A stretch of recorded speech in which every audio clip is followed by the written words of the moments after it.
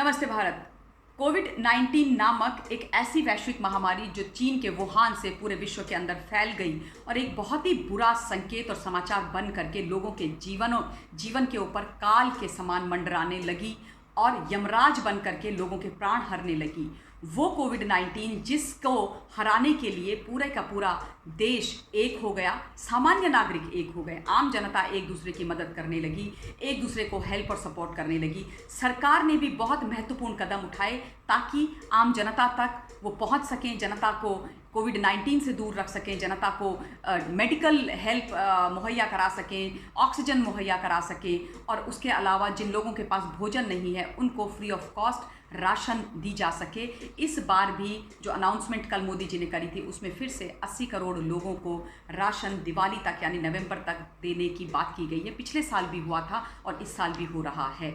तो अगर सरकार इतना कुछ कर रही है तो फिर विपक्ष का क्या भूमिका होनी चाहिए, विपक्ष की क्या जिम्मेदारी होनी चाहिए? देखिए क्या होता है जब किसी राष्ट्र के अंदर दो सत्ता पक्ष होते हैं, एक पक्ष में एक विपक्ष में, तो विपक्ष की भी अपनी एक बहुत महत्वपूर्ण भूमिका होती है, एक बहुत महत्वपूर्ण जिम्मेदारी होती है। और एक पॉलिटिकल साइंस की स्टूडेंट होने के नाते ये मैं मानती हूँ कि हर जगह एक पॉजिटिव, कंस्ट्रक्टिव और मजबूत विपक्ष का होना बहुत आवश्यक है ताकि जो सत्ता में आसीन पार्टी है वो एरोगेंट ना हो सके, वो निरंकुश ना हो सके और अपनी जिम्मेदारियों का निर्वहन पूर्णतया जनता के पक्ष में और देश के हित में कर सके।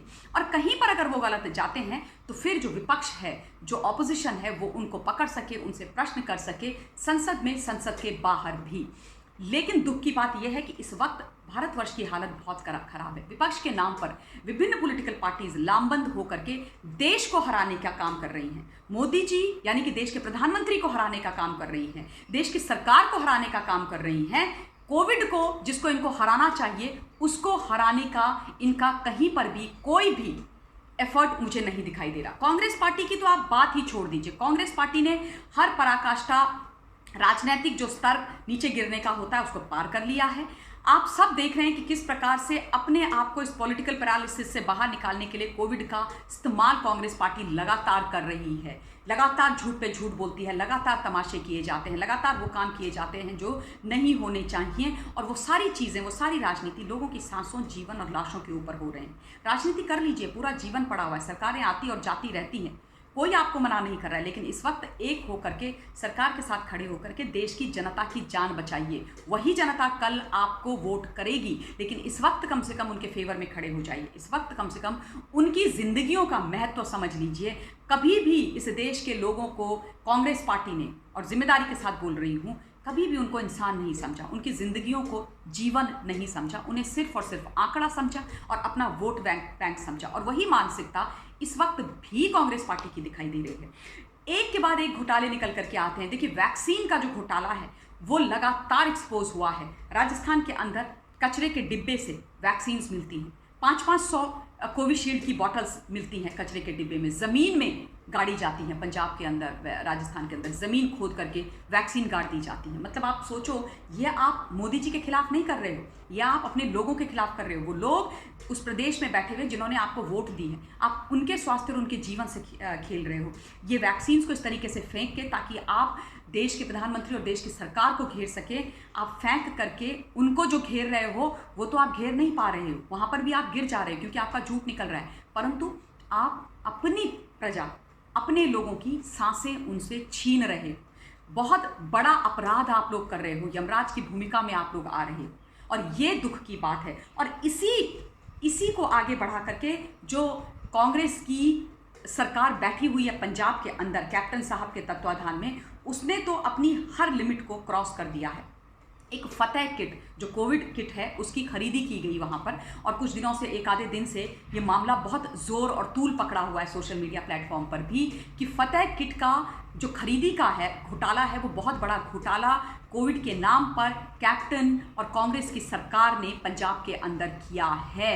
यानी कि चोरों की और लुटेरों की ये जो सरकार है, ये किसी भी प्रदेश में कोई भी तरीका पैसे कमाने का और अपने पॉलिटिकल रिवाइवल का नहीं छोड़ रही है। अब आप देखिए कि 26 करोड़ रुपए का ये घोटाला बताया जा रहा है। फतेह किट खरीदी गई है, जो पहला टेंडर हुआ था उसकी जो कीमत पर किट आई थी वो थी 837 रुपीज़। ₹837 में पर किट की इनकी परचेज होनी थी।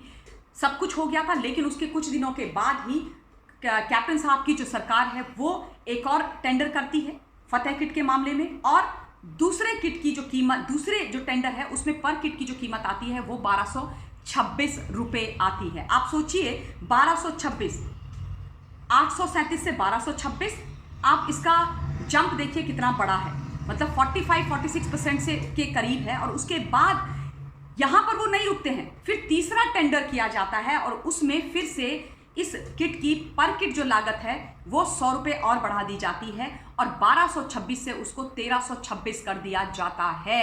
नाउ माय क्वेश्चन इसकी क्या जरूरत है आपको ये किट ₹1326 में खरीदने की, जबकि आपको वही किट पहले टेंडर में ₹837 में मिल रही थी। ये जो बीच का जो आपने पैसा बढ़ाया है और जो झोल झपाटा किया है, ये इतना बड़ा टेंडर में घोटाला किया है, ये पैसा किसकी जेब में जा रहा है? कैप्टन साहब की जेब में जा रहा है, पंजाब की जो सरकार है कांग्रेस की उसकी जेब में जा रहा है, या डायरेक्ट 10 जनपद आ रहा है? इसकी जवाबदेही कांग्रेस की बनती है और इसकी सच्चाई इन लोगों को बताना बहुत ज्यादा आवश्यक है। दूसरी महत्वपूर्ण बात जो सामने निकल करके आ रही है वो ये है कि जो 2 बाकी के जो टेंडर हुए हैं उनके पास जो रिक्वायर्ड लाइसेंसेस होते हैं, ड्रग लाइसेंस जो होते हैं वो भी नहीं हैं, जो मैंडेटरी हैं, जो होने ही चाहिए अगर आप किसी भी ड्रग रिलेटेड काम को या बिजनेस को कर रहे हैं। तो फिर ये 2 जो कंपनियां हैं जिनके टेंडर बाद में हुए हैं उनकी थरो इन्वेस्टिगेशन होनी चाहिए, पता करना चाहिए कि ये कहीं इन्हीं लोगों की कंपनियां फ्लोटेड तो नहीं है, बोगस कंपनी जिसके माध्यम से ये खुद ही सस्ते में खरीद रहे हैं और उसके बाद सरकार को बेच रहे हैं, और वो सारे का सारा पैसा कैप्टन और उसके साथ साथ 10 जनपद यानी सोनिया जी के पास आ रहा है। क्योंकि सोनिया गांधी जी के संरक्षण के बिना, राहुल गांधी, प्रियंका गांधी वाड्रा के संरक्षण के बिना इतने बड़े बड़े घोटाले कांग्रेस की सरकार किसी राज्य में बैठ करके कर नहीं सकती, क्योंकि सोनिया गांधी जी की अनुमति के बिना तो कांग्रेस के अंदर एक पत्ता भी नहीं हिलता है। ये बात हम सब लोग जानते हैं। देश के प्रधानमंत्री रहे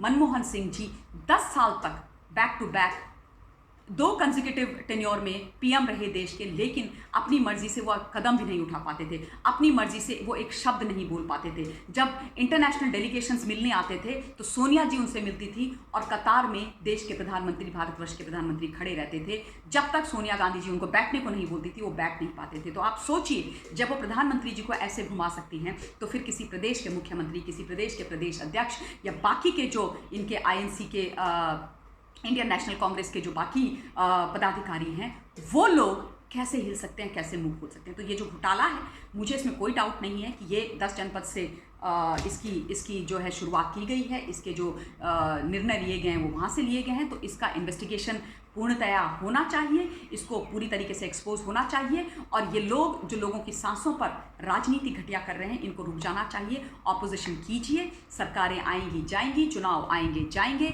लेकिन पहले कोविड से निपटिए, जनता का साथ दीजिए। इस वक्त की जो सरकार है उसका साथ दीजिए। अगर आज आप भी शासन में होते तो मैं यही ऑपोजिशन को कहती, अगर बीजेपी भी ऑपोजिशन में होती, कि सरकार का साथ दीजिए, क्योंकि यही राजधर्म है, यही देश और जनता के हित में है। अपने वाणी को इस वीडियो के लिए विराम देना चाहती हूँ। आपसे निवेदन कि इस विषय पर अपने पॉइंट ऑफ व्यू ज़रूर मुझे बताइएगा। जल्दी दूसरे वीडियो के माध्यम से मिलूंगी। Till then stay safe, stay blessed. जय हिंद।